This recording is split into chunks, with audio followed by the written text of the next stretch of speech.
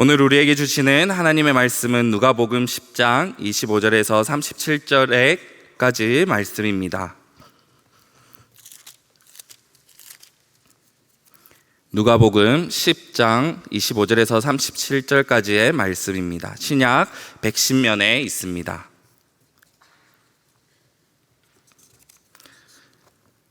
다 찾은 줄 알고 한 절씩 교독하고 마지막 절은 합독하도록 하겠습니다. 어떤 율법 교사가 일어나 예수를 시험하여 이르되 선생님, 내가 무엇을 하여야 영생을 얻으리까?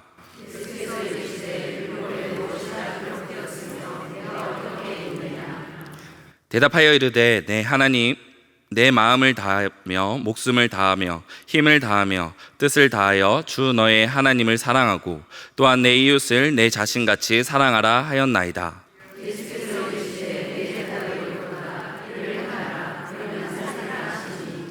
그 사람이 자기를 옳게 보이려고 예수께 여짜오되 그러면 내 이웃이 누구니이까?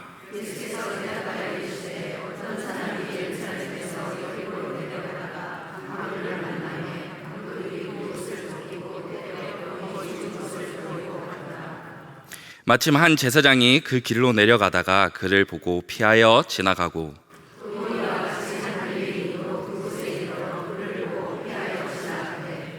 어떤 사마리아 사람은 여행하는 중 거기 이르러 그를 보고 불쌍히 여겨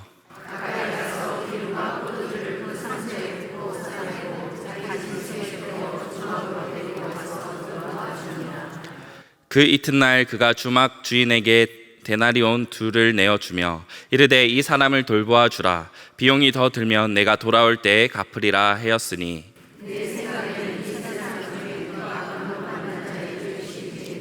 같이 읽겠습니다. 이르되 자비를 베푼 자니이다. 예수께서 이르시되 가서 너도 이와 같이 하라 하시니라. 아멘. 외국인들이 우리나라에 와서 다양한 부분에 놀라지만 그 중에서도 크게 놀라는 것이 치안이라고 합니다. 우리나라에서는 카페를 이용하다가 화장실을 갈 때 노트북이나 휴대폰이나 혹은 지갑을 아무렇게나 올려놓고 다녀오지만 외국인들에게는 이런 행동이 엄청난 문화 충격이라고 합니다. 그 치안에 한몫하는 것이 높은 시민의식도 있을 것이지만 많은 CCTV도 한몫할 것입니다. 그런데 우리나라와는 다르게 CCTV가 많지 않지만 치안이 좋은 유럽 국가가 있습니다. 어딘지 아십니까? 그곳은 바로 독일입니다. 독일에서 자기 집 앞에 주차된 차량에 접촉 사고가 나면 3개의 쪽지가 붙는다고 합니다. 사고낸 당사자의 쪽지, 그리고 건너편 쪽 집에 사는 사람의 쪽지, 또 바로 옆집에 사는 사람의 쪽지입니다. 사고낸 당사자의 쪽지는 이해되지만 나머지 2 집의 쪽지는 어떻게 항상 받을 수 있었을까요? 독일의 어르신들이 창문 밖을 내다보고 항상 내다보고 있기 때문입니다. 이런 행위를 이해하기 위해서는 독일의 역사를 먼저 이해할 필요가 있습니다. 독일의 1930년, 40년대 나치 정권에서 활동한 비밀경찰 게슈타포는 유대인 색출과 나치 점령지의 반란군들을 색출하는 역할을 했습니다. 이들은 또한 자국민들을 감시하며 정부에 반대하는 인물들을 체포하고 신문했습니다. 이때부터 독일 국민들은 서로를 의심하고 감시하는 문화가 생겼습니다. 2차 세계대전으로 나치가 패망하고 독일이 분할되어 공산진영이 되었던 동독은 또 다른 비밀경찰 슈타지를 만듭니다. 슈타지는 동독이 서독에 흡수된 1990년까지 활동을 했습니다. 동독은 공산국가답게 국민의 자유를 침해하고 감시했는데 여기에 큰 공을 세운 것이 이 비밀경찰 슈타지였습니다. 슈타지는 동독 전 지역의 상호 감시 프로젝트를 진행했습니다. 이웃 주민, 친구, 또 직장 동료, 심지어 부모나 자식 같은 가족까지 정보원으로 만들어 감시하게 하였습니다. 이러한 상황에 누구든지 슈타지에 의해 스파이로 지목당할 수 있었고 고발당할 수 있었기 때문에 이웃, 친척, 친구, 부모와 자식, 또 부부까지 서로 의심할 수밖에 없었습니다. 동독이 서독으로 흡수되고 슈타지 행적이 공개되었는데 내 가족이 또 내 친척이 친구가 또 내가 이웃이라고 여겼던 사람이 슈타지인 것이 밝혀져 자신을 감시하고 있었다는 충격적인 사실을 알게 되어 사회에 큰 파장이 일으켜지기도 했습니다. 북한도 이런 체제와 마찬가지로 서로가 서로를 감시하는 시스템으로 이웃을 믿을 수 없는 상황에 있습니다. 이웃으로 여기는 것이 아니라 서로가 의심하고 불신하는 아무도 믿을 수 없는 이웃이라 말할 수 없는 상황에 있습니다. 이런 상황에 이웃의 경계를 정하는 것이, 신뢰하고 서로 도울 수 있는 이웃을 정하는 것이 살기 위해서, 또 그 상황 가운데 살아남기 위해 정말 중요하고 필요한 일이었을 것입니다. 오늘날 우리는 이러한 상황은 아니지만 여전히 우리도 이웃이 중요한 시대에 살아가고 있습니다. 말씀을 통하여 하나님이 원하시는 이웃이 누구인지, 또 그 이웃이 무엇인지 깨닫는 시간이 되기를 바랍니다. 오늘 본문에서는 한 율법 교사가 등장합니다. 우리가 읽은 앞절을 먼저 보면 제자 70인이 돌아와 사역을 보고하고 감사 기도하는 장면이 나옵니다. 그리고 갑자기 율법 교사가 등장하고 있는 것이지요. 이 율법 교사는 어디서 등장했을까요? 율법 교사는 이름과 같이 율법을 연구하고 해석하며 가르치는 역할을 하는 자들이었습니다. 율법 규정을 해석해서 실상에서 어떻게 적용하고 행해야 하는지에 대한 지침을 제공하는 사람들이었습니다. 그렇기에 누구보다도 율법을 깨고 있는 사람들이지요. 이 율법 교사가 갑자기 등장했다기보다는 예수라는 신흥 세력이 등장했는데, 예수와 예수를 따르는 무리들이 율법을 잘 알고 있는지, 또 율법을 잘 지키고 있는지 전부터 따라다니며 감시하고 있었을 것입니다. 이 율법 교사의 질문은 이렇습니다. 25절입니다. 어떤 율법 교사가 일어나 예수를 시험하여 이르되, 선생님, 내가 무엇을 하여야 영생을 얻으리이까? 이 율법 교사가 영생을 얻는 방법을 묻고 있습니다. 이 율법 교사는 영생을 얻는 방법을 몰랐을까요? 여러분, 율법 교사입니다. 스스로 의롭다고, 시대가 의롭다고 정의한 자타공인 율법 교사입니다. 그런 율법 교사를 향해 예수님께서 역으로 질문하시죠. 율법에 무엇이라 기록되어 있으며 내가 어떻게 읽느냐? 이 율법 교사는 당당하게 하나님 사랑, 이웃 사랑을 말합니다. 예수님께서도 동의하십니다. 그리고 한 가지 더 말씀하십니다. 행하라. 율법 교사는 잘 행했을까요? 율법 교사는 율법뿐만 아니라 전통도 잘 지키며 행했을 것입니다. 그래서 예수님께 29절의 말씀과 같이 자신을 옳게 보이려고 또 다른 질문을 합니다. 내 이웃이 누구니이까? 이 질문의 의도는 무엇일까요? 율법 교사가 예수님께 말씀드린 하나님 사랑과 이웃 사랑을 잘 지키고 있는데 갑자기 내 이웃은 누구니까? 라는 질문을 하는 의도가 무엇이겠습니까? 예수님, 내 이웃이 누구게요? 라는 맞춰보라는 의미일까요? 그런 의미라기보다는 이 율법 교사는 이웃에 대한 경계를 긋고자 했습니다. 율법 교사의 입장에서는 어디까지가 내가 율법을 베풀어야 할 이웃인가에 대한 경계를 긋고자 한 것입니다. 당시 유대 사회는 유대인과 이방인 간의 경계뿐 아니라 유대인 분파 간의 경계도 그어져 있었습니다. 외세의 침략에 대한 각자의 태도들이 무리가 되었고, 이런 무리들의 갈등이 사회 분열로 번졌습니다. 또한 율법 교사가 내 이웃이 누구입니까? 라고 물어본 이유는 그 시대의 가르침, 그 시대의 가치가 녹아 있습니다. 이 당시 율법 교사들이 백성에게 가르친 것을 보면, 만일 너희가 선을 행하면 누구에게 선을 행하는지 알아야 한다. 선한 사람에게는 베풀어야 하지만 죄인을 돕지는 말라. 도움을 받는 대상이 어떤 사람인지 알고 도와야 한다고 가르치고 있었습니다. 그 사람이 어떤 사람인지 특정되어야지, 이웃인지 경계가 제대로 그어져 있어야지 도움을 줄 수 있다라는 것입니다. 율법을 베풀 수 있다였습니다. 이런 상황에서 이 율법 교사는 자신의 이웃이 누구인지, 자신이 율법을 베풀어야 할 이웃이 누구인지 예수님께 질문하고 있는 것입니다. 그러자 예수님께서는 한 이야기로 대답을 대신하십니다. 우리가 잘 알고 있는 이야기입니다. 제가 한 번 더 읽겠습니다. 30절에서 35절의 말씀입니다. 예수께서 대답하여 이르시되 어떤 사람이 예루살렘에서 여리고로 내려가다가 강도를 만나매 강도들이 그 옷을 벗기고 때려 거의 죽은 것을 버리고 갔더라.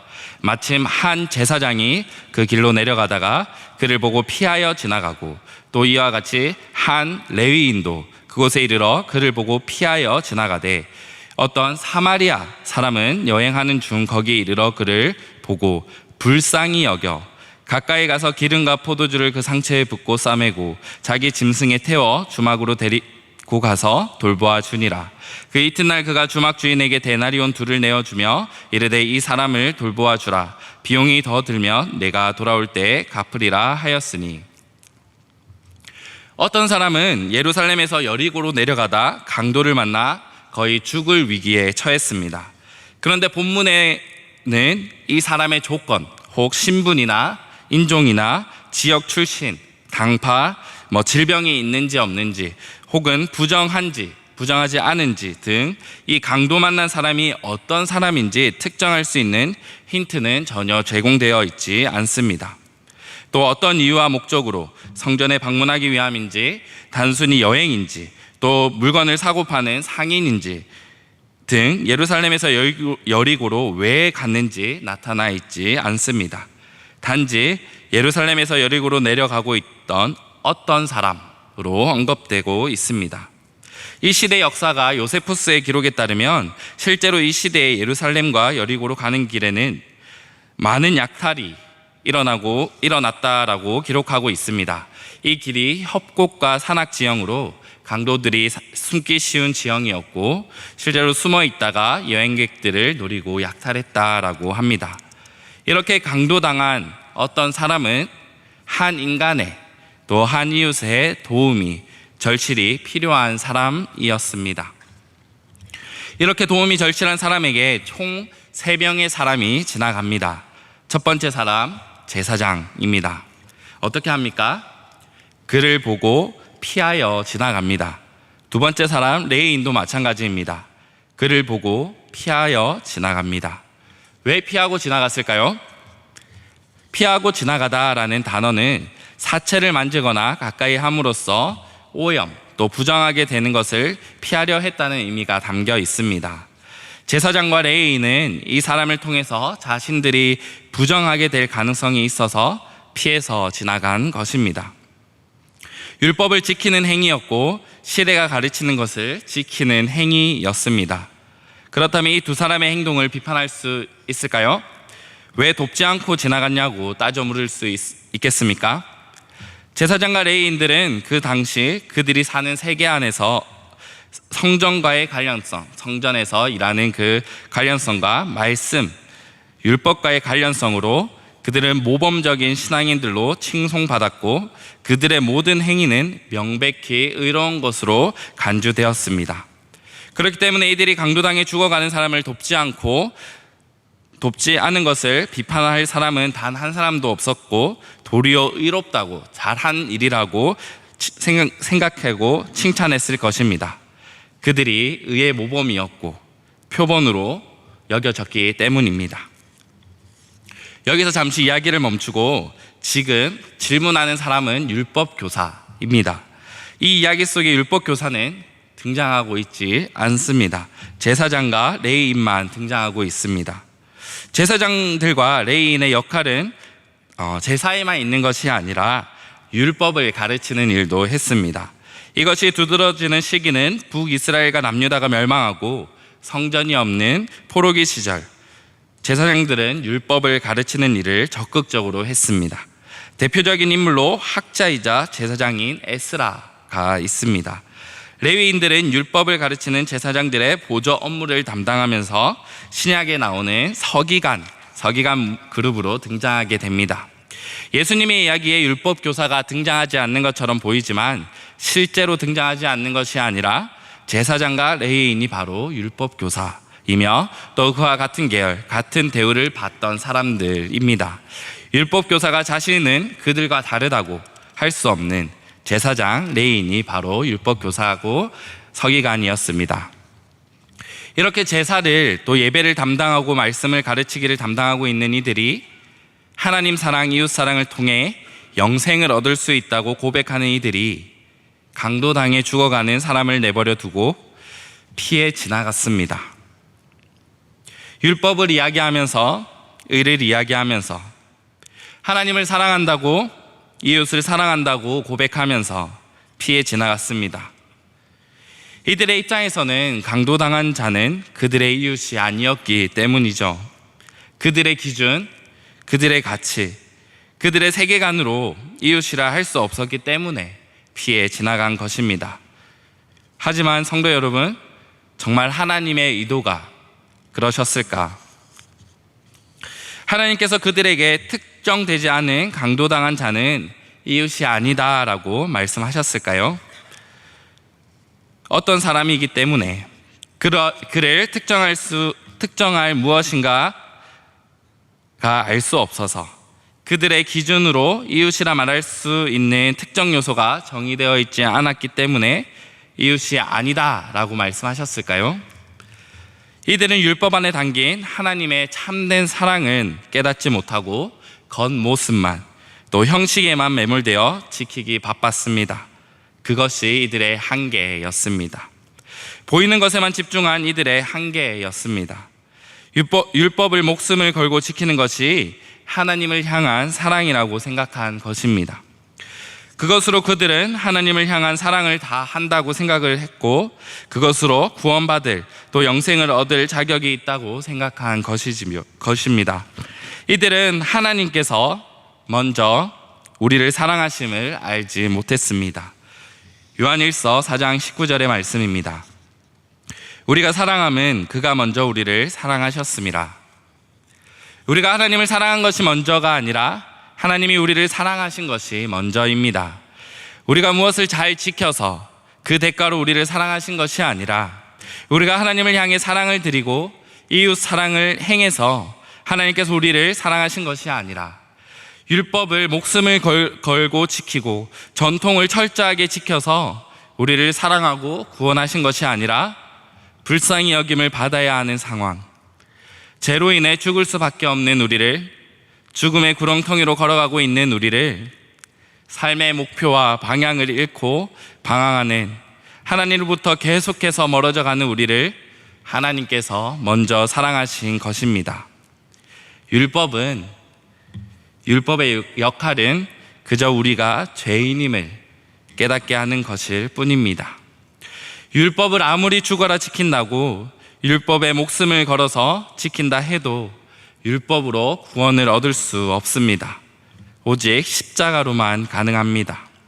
우리를 먼저 사랑하셔서 예수님을 보내주시고 우리를 구원하기 위하여 십자가를 향해서 묵묵히 걸어가신 사랑, 십자가에서 우리의 죄를 위하여 죽으심으로 그 사랑을 확증하신, 그것으로만 구원을 얻을 수 있습니다.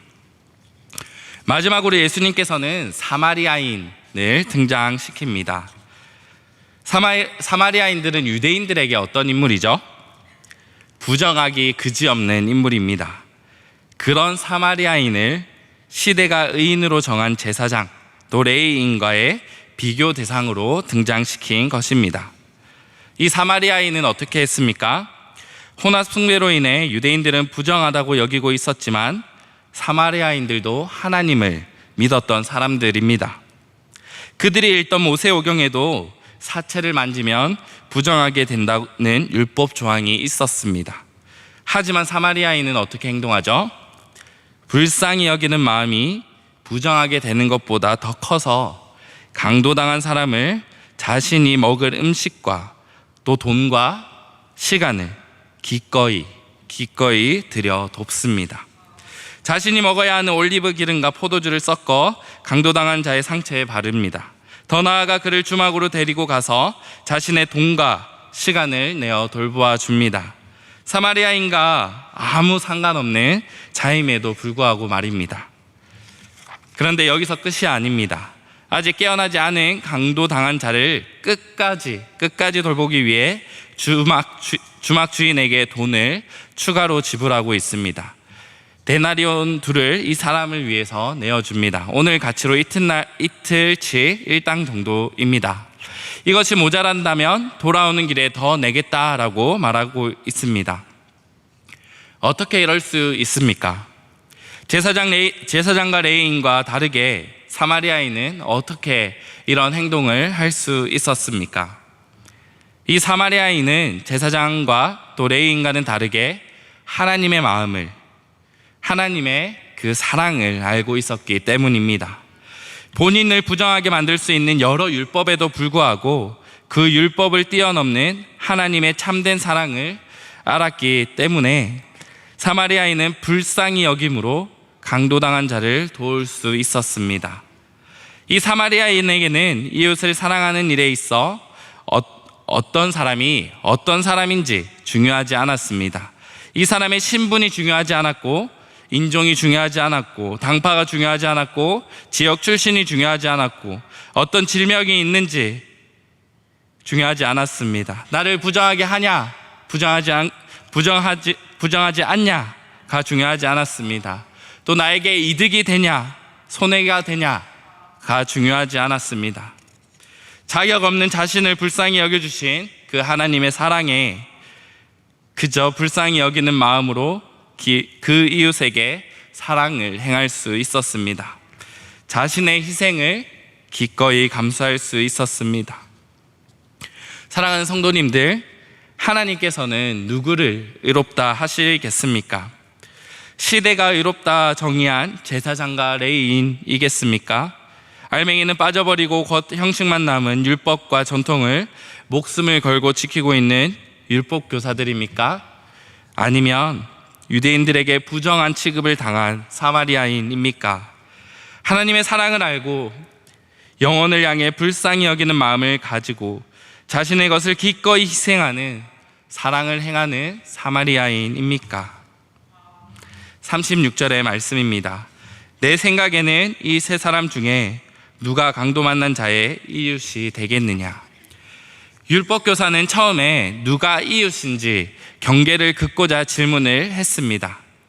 하지만 예수님께서는 이 질문을 무가치한 것으로 만들어 버리십니다. 자신이 율법을 베풀어야 할 이웃이 누구인지 경계를 긋고자 한 질문에 예수님께서 아무것도 특정되지 않은 어떤 사람에게 불쌍히 여기는 마음으로 자신의 것을 기꺼이 희생하는 사마리아인 이야기를 하심으로 이 율법교사의 질문을, 또 그가 가지고 있는 그 세계관을, 또 그 시대의 가르침을, 그 시대의 가치를 무가치하게 만들어 버렸습니다. 37절입니다. 이르되 자비를 베푼 자니이다. 예수께서 이르시되 가서 너도 이와 같이 하라 하시니라. 불쌍히 여기는 마음을 가진 자가 바로 이웃이 되는 것입니다. 사랑하는 성도 여러분, 누가 나의 이웃인가는 중요하지 않습니다. 내가 그들의 이웃인가, 그들이 나를 이웃으로 여기는가, 그들에게 내가 이웃이 되었는가, 그것이 중요한 것입니다. 예수님께서 우리에게 이웃이 되기를 요구하십니다. 예수님의 사역을 보면 병자를 고치시고 귀신을 쫓아내시고 구원하시는 사역을 우리가 보면 불쌍히 여김을 시작으로 모든 사역이 시작됩니다. 우리에게 주어진 이 구원도 우리를 향해 불쌍히 여기심으로 시작되었습니다. 하나님께서 하나님을 떠나 헛된 것을 따르며 살아가는 우리를 불쌍히 여기심으로 예수 그리스도라는 구원을 우리에게 선물로 주신 것입니다. 우리는 이런 불쌍히 여김을 받는 사람들입니다. 하나님으로부터 불쌍히 여김을 받는 사람들입니다. 그렇다면 누가 이 불쌍히 여기는 마음을 가질 수 있겠습니까? 불쌍히 여김을 받은 우리가 이제 불쌍히 여기는 마음을 가질 수 있지 않겠습니까? 예수님께서 오늘 이 마음을 가진 구원을 받은 우리에게 말씀하십니다. 이와 같이 하라, 이와 같이 행하라. 불쌍히 여김을 받았으니 이제 불쌍히 여기는 마음을 가지고 이웃을 사랑하라. 그때 우리는 이웃이 될 것이다. 그들의 이웃이 될 것이다. 말씀을 맺겠습니다. 하나님을 사랑한다고 고백하는 사랑하는 성도 여러분, 하나님 사랑은 이웃 사랑 없이 완성되지 않습니다. 진정으로 하나님을 사랑한다고 고백한다면 이웃 또한 사랑해야 합니다. 그렇다고 나를 사랑하는 자만을 사랑하면서 이웃을 사랑하고 있다고 생각하지 마시길 바랍니다. 예수님께서는 죄인들도 자기를 사랑하는 자는 사랑한다 라고 분명히 말씀하셨습니다. 예수님께서 우리에게 요구하시는 이웃의 범위는 나에게 이익이 되냐, 손해가 되냐, 특정한 사람이냐, 이것에 있는 것이 아니라 원수, 나를 때린 그 원수까지 사랑하라 분명 말씀하셨습니다.